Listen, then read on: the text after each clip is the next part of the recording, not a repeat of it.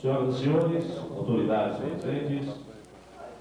Para compor a mesa, convidamos o excelentíssimo senhor professor doutor Jacques Markovitch, magnífico reitor da Universidade de São Paulo.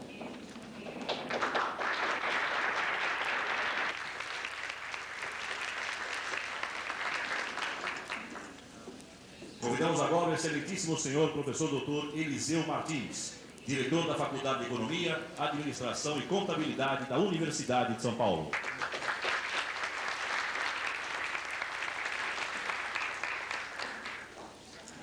Convidamos a excelentíssima senhora professora doutora Maria Tereza Leme Fleury, vice-diretora da Faculdade de Economia, Administração e Contabilidade da Universidade de São Paulo.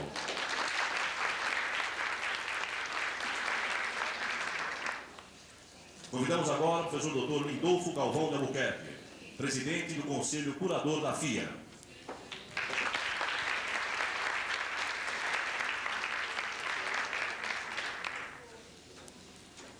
Convidamos o excelentíssimo senhor professor doutor Cláudio Felizone de Ângelo, chefe do Departamento de Administração da Faculdade de Economia, Administração e Contabilidade da Universidade de São Paulo.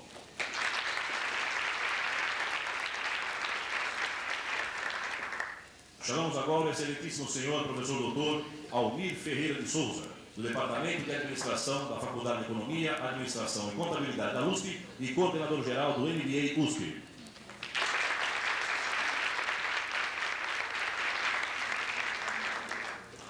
Convidamos agora a excelentíssima senhora professora doutora Ana Cristina Limonge França, do Departamento de Administração da FEA USP e coordenadora-geral do evento.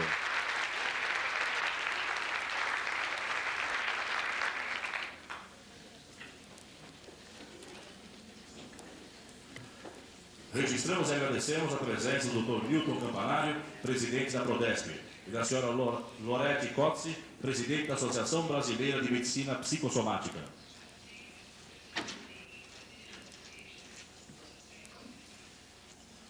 Composta a mesa, com a palavra a excelentíssima senhora professora doutora Ana Cristina Limonge França, coordenadora geral do evento. Bom, pessoal, boa tarde. É um prazer estar iniciando esse segundo encontro internacional. É um prazer maior de saber que a gente vai ter 2 dias, 1 dia e meio, para estar tratando de uma forma tão intensa um tema que hoje a gente pode considerar que é um tema de ponta na administração.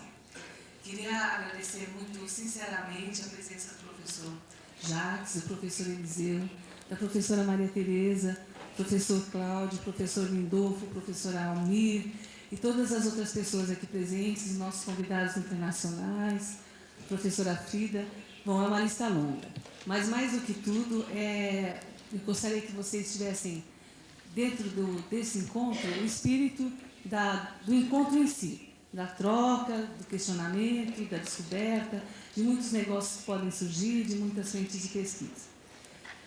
Eu preparei uma pequena síntese da estrutura do evento, para a gente poder se posicionar, porque o evento acabou ficando forte, grande. Eu espero que a gente possa aproveitar todas essas demandas. Ok? Então, a gente vai iniciar a apresentação. Pode passar a próxima, por favor? Então, a gente está iniciando o nosso segundo encontro, um ano depois, como prometido, né? A ideia básica, então, é estar renovando o espaço acadêmico. Eu vou ler por aqui que vai ficar mais fácil. Já sou meio ceguinha. Está renovando o espaço acadêmico e empresarial para a integração de novas ideias. O que a gente tem como grande referência nessa virada de milênio? Né? O meu sonho sempre foi estar podendo virar o ano 2000, e a gente está chegando lá. E por que falar tão forte de qualidade de vida nesse momento? Então, uma das coisas que soltam à vista é a questão da expectativa de vida. As pessoas hoje vivem mais do que em gerações anteriores. E, além disso, trabalham muito mais. Né? Aí a importância da discussão das demandas de qualidade de vida. Começa a surgir nesse contexto de gestão é o que eu estou chamando de construção multifacetada do bem-estar. Então, o perfil aqui das pessoas que estão participando vem desde uma área clássica de saúde, a área de ergonomia, de engenharia, serviço social, área comportamental, e a gente sabe que, mesmo assim, tem muito para aprender. E por que isso dentro de uma universidade, na Faculdade de Administração, de Economia, Administração e Ciências Contábeis? Ele começa a surgir como uma referência competitiva, e está aí a professora Rosa, que tão forte nas demandas do terceiro setor, participando desse movimento. Bom, uma outra característica, a consolidação do poder da tecnologia. Elas estão aí presentes e elas fazem parte de um modo de viver localizado e no mundo inteiro. A gente está podendo falar pelo mundo em segundos. E, ao mesmo tempo, às vezes, a gente está totalmente impotente, esvaziado, se esse equipamento não funciona, não está disponível. Então, uma outra característica é que abre espaço para questões de qualidade de vida, a vulnerabilidade do produto, né? O que era visto como um produto forte, em dias, horas, ele pode perder seu significado. E fortalecimento da questão do serviço, aí, toda a demanda que a gente tem nas questões de relacionamento humano, de interação, de qualidade de comunicação. Então, a intenção de estar discutindo qualidade de vida, em cada um desses módulos, é buscar a gestão do bem-estar imediato para garantir uma resposta a médio e longo prazo. É curioso, porque se fala tanto de qualidade de vida e às vezes a gente tem a sensação de que não tem qualidade de vida. Vocês vão saber dessas demandas em cada um desses módulos que estão organizados. A gente está com 50 professores, especialistas, no mais alto nível, que estão aqui com toda a vontade para estar trocando essas ideias. Fora cada um dos que estão aqui presentes. Né? Entre essas, eu nem sei se eu estou seguindo, está na ordem certinho. Eu preciso agradecer aos meus alunos estagiários, que são milagrosos também, e outras pessoas. Bom, questões das demandas, velocidade de gestão, deslocamento da consciência social sobre o bem-estar, então sair da questão do protecionismo, da opção benemérita para ser realmente uma opção estratégica. E o trabalho desvinculado do emprego. O emprego não é mais garantia de identidade profissional. O grande desafio é você ser alguém com uma responsabilidade de trabalho desvinculado de uma visão, de uma imagem institucional e criar sua própria imagem institucional. Né? Então, falar de gestão de qualidade de vida nessa direção é buscar fortalecer pessoas para resistir a questões mais complexas. Daí a importância do tema e a seriedade em relação aos limites de vida e de morte no trabalho. Então, começam a se expandir as discussões da administração nessa direção. Então, dentro dessa leitura da questão de qualidade de vida, foram desenhados 12 módulos nacionais e 3 módulos internacionais. Esses módulos eles têm um grande eixo, cada um tem um grande eixo, e a gente tem 2 conferencistas nos módulos nacionais, o mediador e o secretário. Nos módulos internacionais, agradecer de novo a presença dos nossos colegas aqui, trazer a experiência, o que está acontecendo no mundo nessa direção. E a gente vai estar encerrando a apresentação com a discussão dos presidentes das associações brasileiras. E aí, o que o Brasil está fazendo nessa direção, do ponto de vista da medicina psicossomática, da ergonomia, da administração de pessoal e das demandas de qualidade de vida no trabalho. Então, a ideia é abrir frentes de discussão e fechar com ações emergentes. Além disso, a gente tem as questões dos pôsteres. A gente está com um número muito grande de trabalhos, de pessoas que estão iniciando na área ou pessoas que já estão há muito tempo atuando nessa área.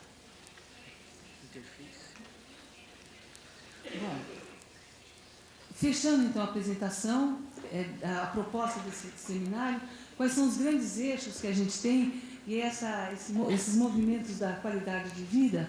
Pode passar para o próximo, por favor. As grandes interfaces, que são as demandas internacionais. E agora, eu acho que a gente tem 3 grandes referências de evolução da discussão da qualidade de vida. E aqui eu me inspirei totalmente numa das aulas que a professora Mary Jane Spink fez recentemente, que ela trouxe algumas discussões nessa direção. se discutiu qualidade de vida dentro de uma demanda de controle, no sentido de prevenção, higiene do trabalho e a abordagem epidemiológica e ocupacional. No segundo momento, que a gente tem um movimento forte de qualidade de vida, performance, hábitos e estilos de vida voltados ao cuidado pessoal com a saúde. Pois a gente tem uma linha muito forte de domínio dos critérios de gestão associados ao movimento de qualidade total e qualidade pessoal. E por que não, né, numa virada de milênio, eu acho que aqui foi a grande fala da professora Mary Jane, que eu estou me apropriando, a qualidade de vida como aventura, como risco, como busca da superação de necessidades, como não acomodação a uma rotina e superar esses paradigmas. Então, mais do que tudo, esse segundo encontro busca, através dessa discussão dessas interfaces, ousar. Usar com toda a coragem e criatividade que a gente tem e depois poder compartilhar. Então, mais do que tudo, eu espero que esse encontro seja uma grande festa. Que a gente possa conversar e que possa ter prazer nas coisas que a gente está fazendo aqui. Tá certo? Sejam bem-vindos e agradeço muito, especialmente, profundamente, a presença de cada um de vocês aqui. Certo?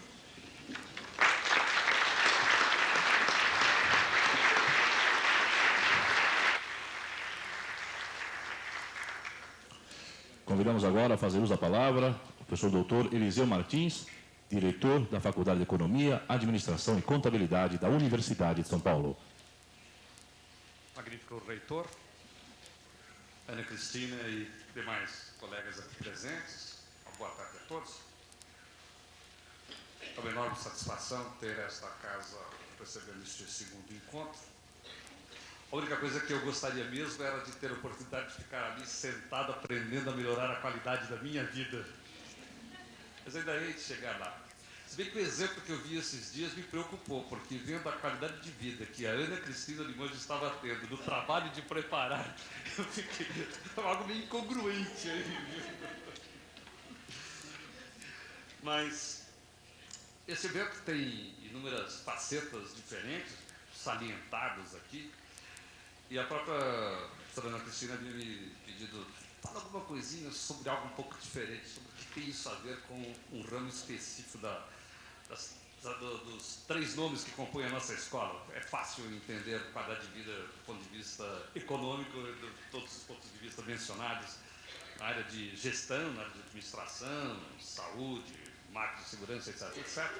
Mas a faculdade tem um terceiro item chamado contabilidade, como é que é o negócio.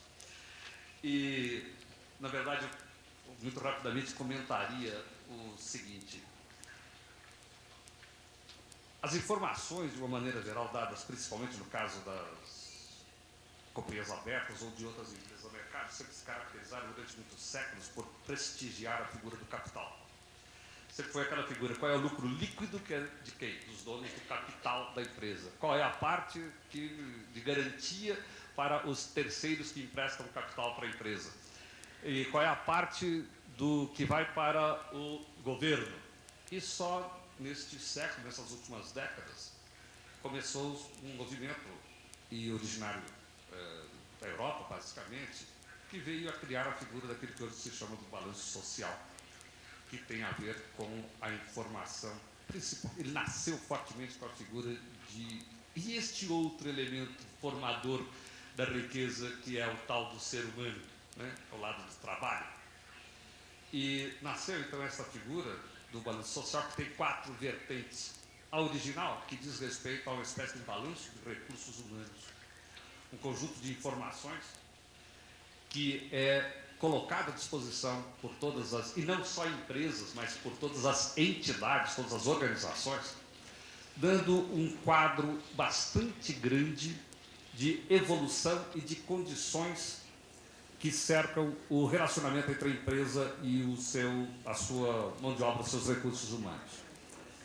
Aliás, é um negócio interessante, porque se alguém chegar a ver um dia o que é um balanço social, numa acepção de algumas dessas empresas, principalmente europeias, vai ficar meio assustado, porque vai descobrir que grande parte dos diretores de recursos humanos no Brasil não tem sobre a sua mesa o conjunto de informações que essas empresas disponibilizam para o público.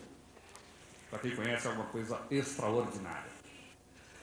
onde existem alguns poucos indicadores e faltam outros, talvez seja um certo desafio, indicadores de qualidade de vida dos seus empregados no trabalho. Mas alguns indicadores já existem e são divulgados por essas empresas. Existe também a segunda vertente do tal do balanço social, que é a história da geração e distribuição de valor adicionado, que é uma figura menos egoísta do que a tradicional apuração de lucro da empresa, que só se preocupa com um dos detentores da riqueza criada pela empresa. Na demonstração do valor adicionado, o que se procura ter é o que cada entidade criou de riqueza nova, de bens e serviços novos que não existiam, e como que isso foi distribuído entre detentores de capital, detentores da mão de obra, os recursos humanos, e, no caso, a parcela que ainda vai para o governo via impostos. Que é uma versão que, aliada a indicadores, outros relativos a problemas de qualidade de vida que não são os financeiros, mas ele completa o conjunto todo quando alia esta parte mais material.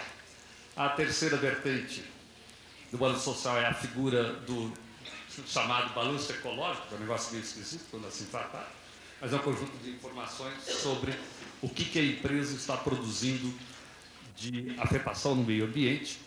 Começa com um balanço físico de entrada de volume de tudo, de matéria-prima, de quilos disso, litros daquilo, etc., o que sai dos produtos acabados e aquilo que vai ser colocado no mundo via dejetos líquidos, gasosos, sólidos, etc. E um volume de informações muito grande com relação a todos os problemas que a empresa tem, obrigações que ela tem e o que ela vem cumprindo ou não cumprindo em termos de cumprimento de metas, de necessidades de gastos, de investimentos, etc., com relação ao controle do meio ambiente.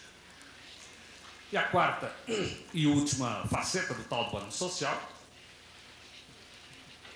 que diz respeito às atividades sociais, alguma coisa que vem crescendo até bastante aqui no Brasil. Esses dias estava um congresso, uma convenção grande do Instituto Ethos, e que trata muito fortemente desta faceta, que é o que a entidade está patrocinando de bom no que diz respeito à assistência de todas as naturezas, médicas, social, odontológica, de educação, de alfabetização, etc., para a comunidade toda, não só para as pessoas que cercam a empresa. Então, essa figura do balanço social, vê-se, ela está centrada, obviamente, na figura do ser humano e tem dentro dela uma porção de aspectos que tem fortíssima ligação com a figura da qualidade de vida no trabalho. Não sei se eu acredito que você pediu que desse essas pequenas colocações. Então, esta casa sente-se extremamente honrada com a presença de todos os organizadores, a quem parabenizamos desde o início, a toda a equipe, a todos os palestrantes do Brasil e de fora, os patrocinadores que também colaboraram enormemente para que este evento estivesse em condições de hoje estar sendo oferecido a todos. Muito obrigado a todos, obrigado pela sua presença também aqui, magnífico reitor.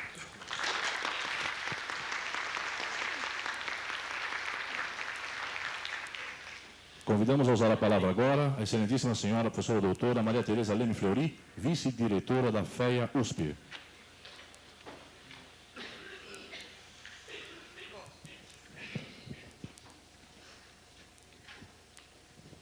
Prezados colegas, companheiros de mesa, Felizone, Lindolfo, Eliseu, Almir, professor Jacques, que nos honra aqui muito com a sua presença.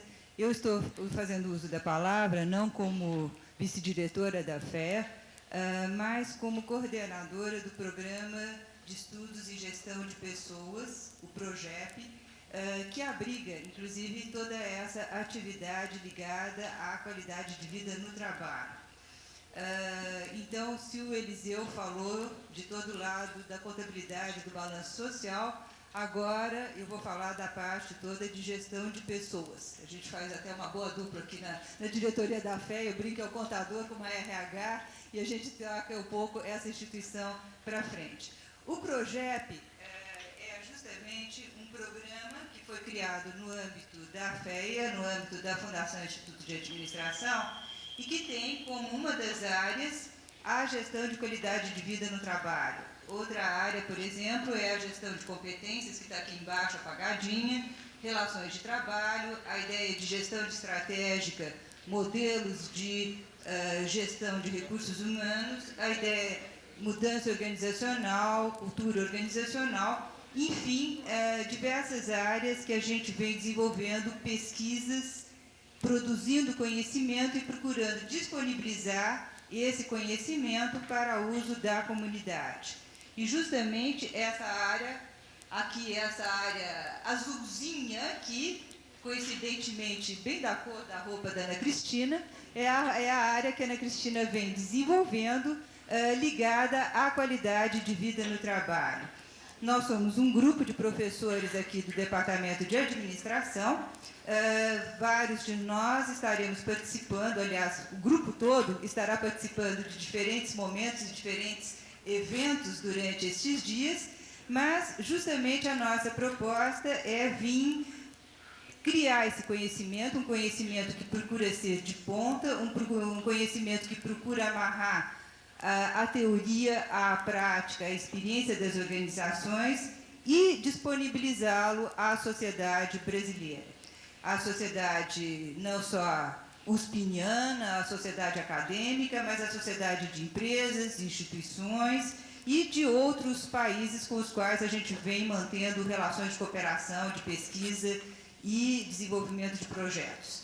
E, por fim, eu gostaria de anunciar a próxima atividade do projeto, vai ser um seminário sobre competitividade baseada no conhecimento, educação corporativa e gestão de conhecimento, que será realizado aqui na FEA, nesse mesmo auditório, nos próximos dias 12 e 13 de agosto, e os senhores estão convidados. Então, na abertura deste evento, a gente só pode parabenizar a Ana Cristina, que, como disse bem o Eliseu, sacrificou muito da sua qualidade de vida para o sucesso, e desejar a todos nós, que estamos deste lado e que estão deste lado, um trabalho muito produtivo, muito enriquecedor, numa área que a gente tem muito a que desenvolver. Muito obrigada.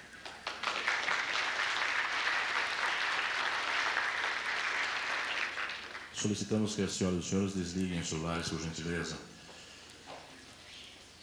Passamos então agora a palavra ao excelentíssimo senhor professor doutor Jacques Marcovitch, magnífico reitor da Universidade de São Paulo.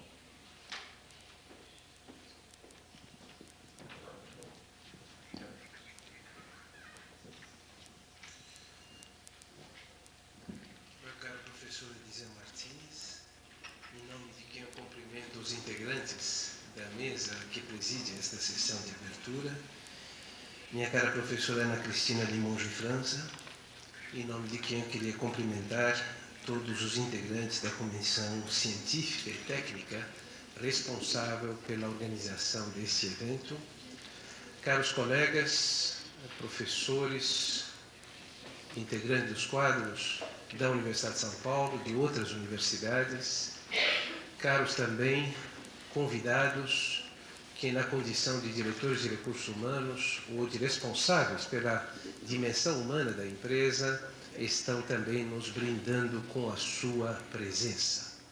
Meus caros dirigentes de empresas, no caso da Prodesp, aqui representada pelo seu presidente, Milton Campanário, eu vejo outras empresas que estão representadas aqui também pelas suas direções. Eu queria desejar as boas-vindas nesse convívio. A comissão organizadora me pediu para tratar, nessa abertura e de forma breve e concisa, a questão da qualidade de vida no próximo milênio. Como nós não temos a menor ideia como terminará o primeiro decênio do próximo milênio, que são os próximos 10 anos, eu me permitirei tratar da questão nessa dimensão evolutiva, começando nos próximos 10 anos. E vamos tratar da questão da qualidade de vida, em primeiro lugar, da forma mais simples. Haveria duas formas de tratar da qualidade de vida no trabalho. Eu tenderia a dizer que uma forma simples de verificar se a qualidade de vida do trabalho é satisfatória ou não é conforme o humor e a disposição do funcionário, servidor, integrante de uma empresa, o humor com o qual ele sai de casa de manhã, ou à tarde ou à noite, dependendo do turno no qual ele está trabalhando. Eu penso que se nós soubermos identificar como este quadro humano sai da sua casa para chegar na empresa, e se somos capazes de criar nele uma dimensão positiva de ida ao trabalho, nós já podemos aqui ter um indicador objetivo importante. Outra forma de responder a essa mesma questão é a harmonia entre o projeto profissional deste indivíduo, seu projeto familiar, seu projeto de cidadania, que constitui o seu projeto de vida. Em outras palavras, qualidade de vida estaria decorrendo da harmonia entre três projetos que constituem um projeto maior que um projeto de vida. E aí vem a primeira precisão. A qualidade de vida no trabalho não constitui um estágio definitivo onde a dimensão humana e as outras dimensões da empresa se encontram, mas está na busca e no sentido de inserção na conquista de algo superior, de algo maior, de algo que nos realiza e algo que nos satisfaz. Não é por acaso que em países bem mais desenvolvidos do que o Brasil, o caso, por exemplo, de países nórdicos bem mais desenvolvidos, é bem verdade com características culturais próprias, nós podemos encontrar nesses países mais desenvolvidos um estágio de satisfação de qualidade de vida no trabalho que pode ser menor do que em países como o nosso. E isso significa que nós temos a necessidade de continuamente assegurar a existência de um projeto que está sendo viabilizado e que os recursos humanos devem se sentir parte deste projeto que está sendo construído. Que seja o projeto de uma determinada área, de uma empresa, de uma instituição não lucrativa, um setor, o mesmo, o país como um todo. Nós falaremos do Brasil dentro de alguns minutos, numa situação onde o Brasil hoje é a atenção mundial, em função da reunião que está começando hoje de manhã, no Rio de Janeiro, mas deixaremos isso para uma etapa seguinte, ainda dentro de alguns minutos. Vamos olhar as organizações que teriam a responsabilidade de assegurar essa qualidade de vida no trabalho. E de todas as dimensões, todas as variáveis que compõem um ente chamado empresa ou instituição não lucrativa, vamos retirar duas variáveis, que é a variável poder e a variável resultados. Se eu tivesse que isolar essas duas variáveis, eu iria encontrar empresas cuja direção é mobilizada pelo poder e os resultados são um meio exclusivo para alcançar mais poder. É o caso das empresas familiares, é o caso de empresas públicas dissociadas de uma cobrança externa, onde o poder é o fim, e para alcançar poder, os resultados passam a ser um meio para que esse poder possa ser conquistado e expandido. Eu acho que a leitura do Príncipe de Maquiavel passa a ser, nesse caso, a cartilha dessas instituições, e nessas instituições, empresas ou não, a lealdade se torna o valor importante e mais importante para assegurar inserção no projeto que está sendo construído. Já no outro extremo, nós encontraremos empresas onde o resultado é o elemento determinante do sucesso e o poder nada mais é do que um meio para que os resultados sejam alcançados.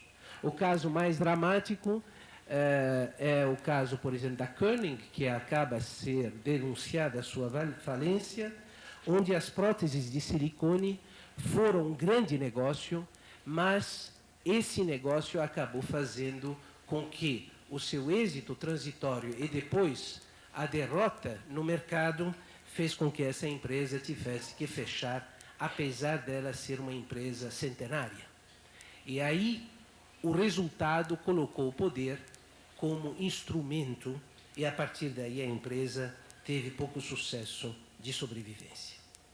Eu penso que o que nos reúne aqui são organizações que conseguem lidar de forma harmoniosa, de tal forma que o poder, que está na mão dos dirigentes, e os resultados possam se alimentar constantemente e possam constituir meios para responder aos desafios, tanto empresariais, como setoriais, como da sociedade como um todo, em harmonia com a dimensão humana e com o meio ambiente.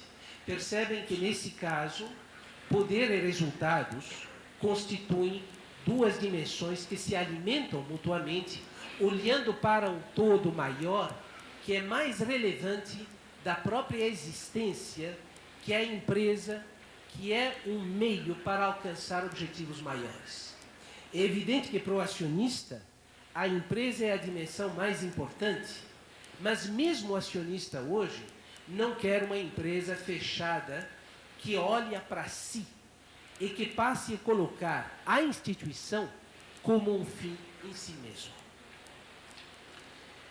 Daí que surge, por exemplo, e o professor Eliseu Martins já se referiu, a questão do Instituto Ethos e o conceito de empresa cidadã, que está se tornando, felizmente, cada vez mais constante entre nós.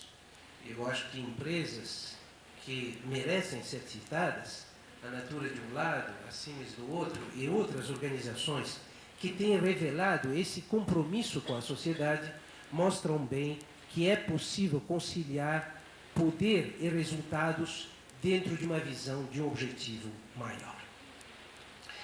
Agora, o tema que foi mencionado trata do terceiro milênio, e penso que para podermos despertar a humildade necessária nessa transição do século XX para o século XXI, convém lembrar que nós estamos vivendo um momento tão dramático do ponto de vista de mudanças na dimensão científica, que uma era que pode ser comparada à presente, que foi 1600, com Galileu e Newton, e simultaneamente, sem o espaço de 200 anos que ocorreu entre a Revolução Científica e a Revolução Tecnológica, nós estamos, ao mesmo tempo, reinterpretando a dimensão humana no planeta, o planeta no universo.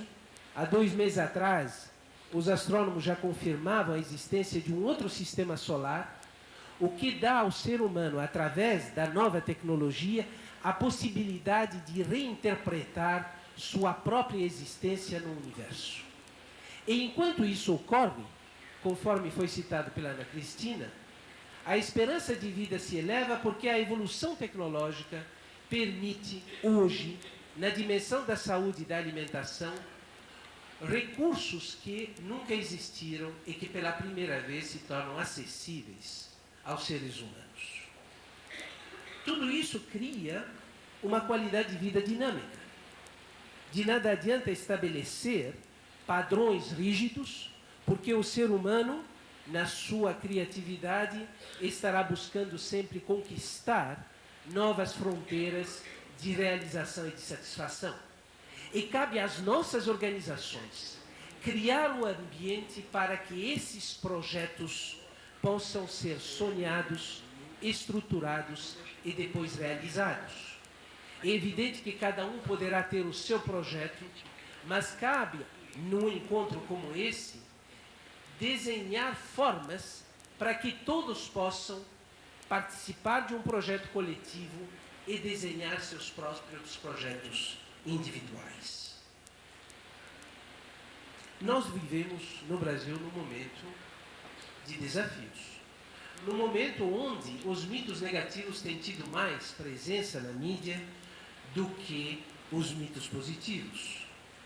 O divórcio entre a economia e a política estão visíveis e mostram bem o quanto nós estamos distantes do país que almejamos. Mas cabe reconhecer que quando nós olhamos as dimensões objetivas, aquelas que nos comparam a outros países do mundo, que sejam as nossas florestas, a biodiversidade, a nossa disponibilidade de água, a nossa capacidade de gerar excessos de alimento, a nossa capacidade de gerar fontes energéticas, a nossa capacidade de comunicação e de transporte, a posição do Brasil é invejável em comparação com muitos outros países. Não é por acaso que se realiza nesta semana no Rio de Janeiro uma reunião que reúne, de um lado, os presidentes ou primeiro-mandatários dos países europeus e também dos países da América Latina. Existem, sim, dificuldades no Brasil, mas é evidente para todos aqueles que dirigem empresas ou que dirigem países, comparando o Brasil com outros países, nós temos uma posição invejável para ingressar no próximo milênio. Nós temos uma grande adversidade, que desde o descobrimento do Brasil, ou, melhor dizendo, na visão dos antropólogos, desde a chegada dos navegadores, já que o Brasil data de mais de 5.000 anos, nós criamos uma sociedade dual, dividida, fragmentada, e o preço que estamos pagando está na violência urbana e na violência rural. Enquanto nós não formos capazes, através de conceitos de qualidade de vida, simultaneamente enfrentar a fragmentação da sociedade, não haverá felicidade num segmento da sociedade, havendo pobreza, marginalização, exclusão, violência nos outros segmentos da sociedade. Hoje, através da mídia, o mundo está ainda mais conectado e podemos voltar felizes da vida realizada na instituição, na organização a qual pertencemos, mas no primeiro minuto, na frente de um televisor, ou de passagem na frente das áreas de exclusão, antes de chegar em casa, nós nos lembraremos da infelicidade do outro, o que certamente contaminará a nossa própria felicidade. É um tema, evidentemente, que transcende esta nossa reunião. O tema foi qualidade de vida no trabalho. E o trabalho pode ser entendido nas 8, 10, 12 ou às vezes 15 horas que cada um de nós passa dedicado à sua instituição. Mas não haverá qualidade de vida sem que as nossas instituições que integrem aquele chamado setor formal possam enfrentar o preço da exclusão e o preço da miséria. O Brasil apresenta indicadores positivos.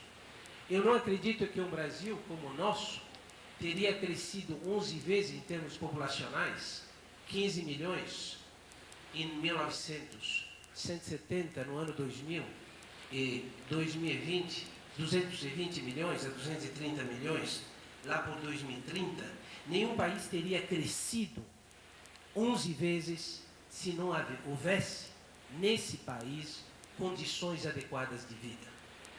Nenhum país teria crescido a sua esperança de vida de 70 para 80 anos, essa é a projeção de elevação da esperança de vida, sem qualidade de vida.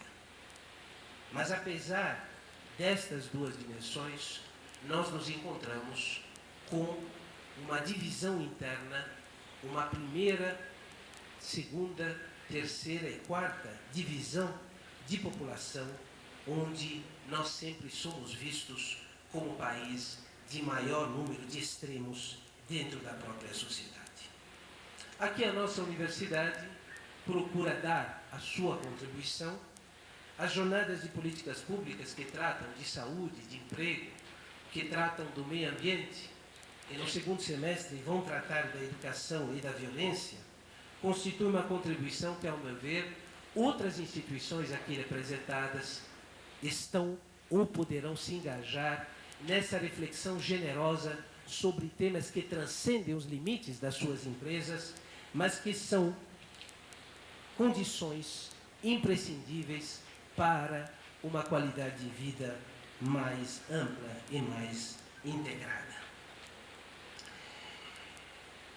Penso que estamos começando uma era onde, no conceito de gestão de competências, graças às novas tecnologias, estamos reconhecendo o valor do capital humano.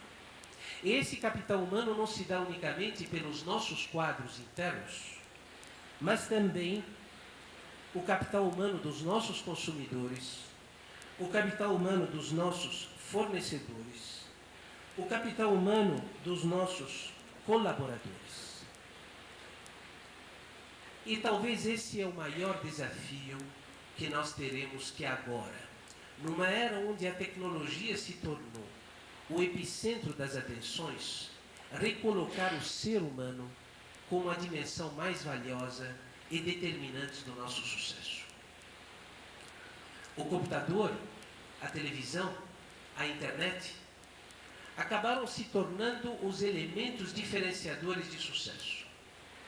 Mas são exatamente as organizações que conseguiram recolocar o seu funcionário, o seu consumidor, o seu fornecedor no epicentro das atenções e que têm conseguido, graças à tecnologia como facilitador, mas são essas instituições que conseguiram se colocar na fronteira da competitividade. E quando fazem isso, naturalmente surge, em complemento à competitividade, a dimensão da coesão social. Porque na medida em que o ser humano passou a ser inserido como a meta fundamental, a coesão social surge como um valor decorrente desta preocupação. Para terminar, eu queria lembrar um espaço que nos diferencia entre Brasil e os demais países. Refiro-me, para concluir, à dimensão da inovação. Se de um lado o Brasil tem condições objetivas de recursos humanos, de recursos naturais, superiores a grande número dos países que constituem esse mundo afora, a nossa capacidade de inovação tem sido mais tímida do que aquela instalada em outros países.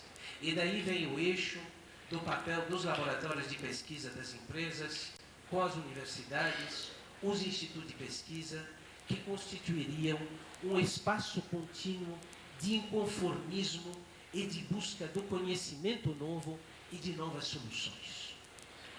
A pressão internacional, as dificuldades enfrentadas, a turbulência monetária, fez com que a direção das empresas se preocupasse cada vez mais na sobrevivência.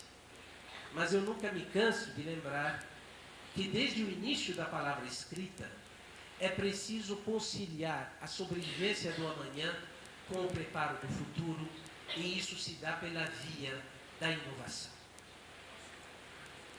Eu quero concluir agora, de forma definitiva, fazendo um resumo das principais ideias sobre a questão da qualidade de vida no trabalho.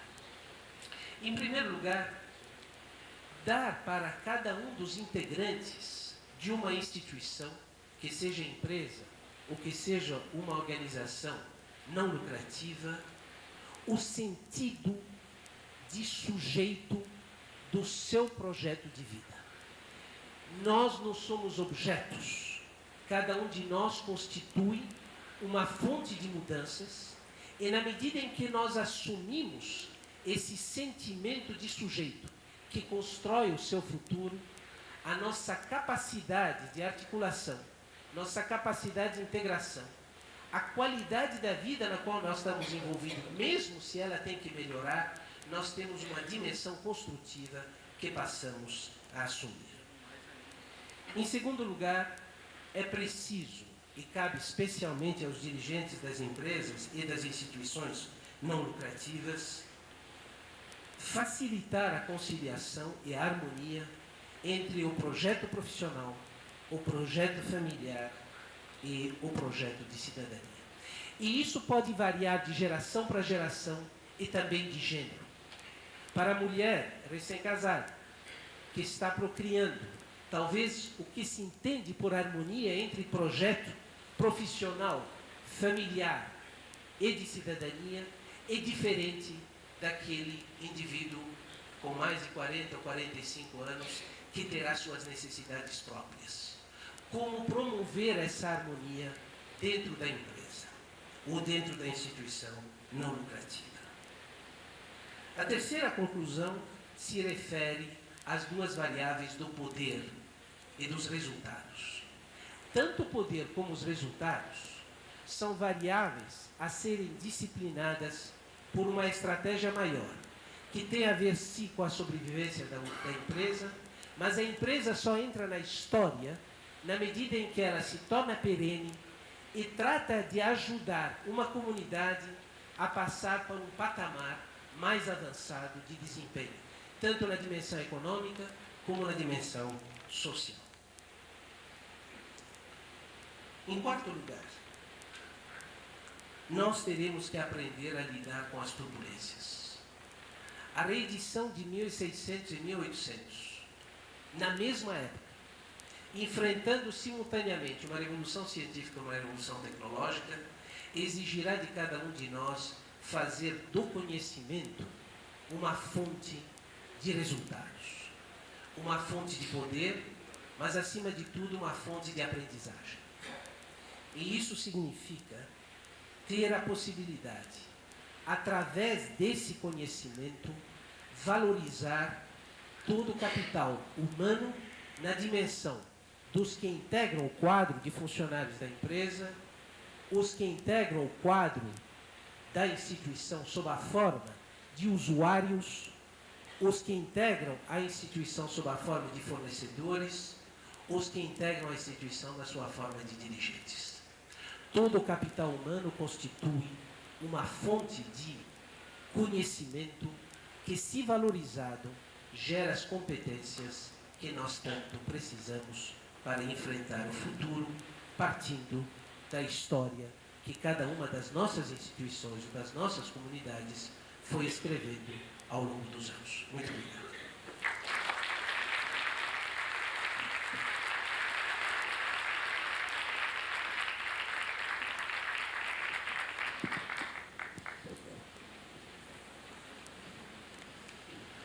Antes de encerrarmos a solenidade, gostaríamos então de agradecer à Comissão Técnica e Científica que muito trabalhou para a realização desse encontro. A senhora Frida Marina Fischer, Jane Shirley Gelves, Jorge Matsubara, José Afonso Mazon, Jurema dos Santos Policarpo, Lindolfo Galvão de Albuquerque, Marcos Baumgartner, Maria Ângela de Abreu Lima, Maria Ângela Abducci, Pedro Matizoncas e Raquel Zaneta de Lima Domingues. Então, com as palavras do Dr. Jacques Marcovitch, magnífico reitor da Universidade de São Paulo, está encerrada, então, esta solenidade de abertura do encontro. Em seguida, convidamos... Palmas.